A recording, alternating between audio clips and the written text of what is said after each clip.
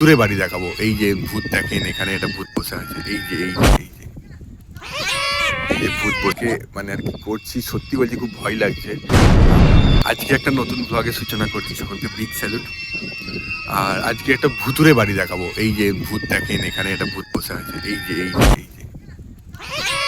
যে ভূত বসে আছে, আমি একটা ভুতুরে বাড়ির আপনাদেরকে দেখাবো। এটা হচ্ছে বকখালির ফেদারগঞ্জ। আর এই যে ছবিটা দেখছেন, এটা হচ্ছে ইংরেজদের ফেদার সাহেব। তো ওনারই নামাঙ্কিত এই গ্রামের নাম আর এই ঘাটের নাম। তো উনি এসে এই ঘাটটা প্রথম মানে আর কি উদ্বোধন করে যে ওখানেই।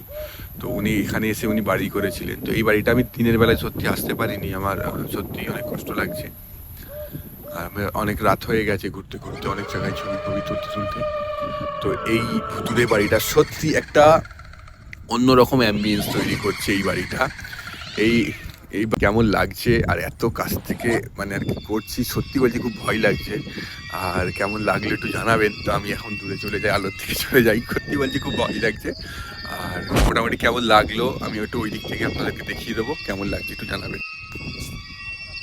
আমার যতদূর মনে হয়, এটা আমার নিজস্ব পার্সোনাল ওপিনিয়ন, এই বাড়িটা মনে হচ্ছে সরকার আর রাখবে না, কারণ কাজ অলরেডি চলছে, শুরু হয়ে গেছে, আপনারা দেখতেই পাচ্ছেন সব মাটি, ওখানে গাড়ি অলরেডি, এখানে বীজ তৈরির কাজ শুরু হয়েই গেছে।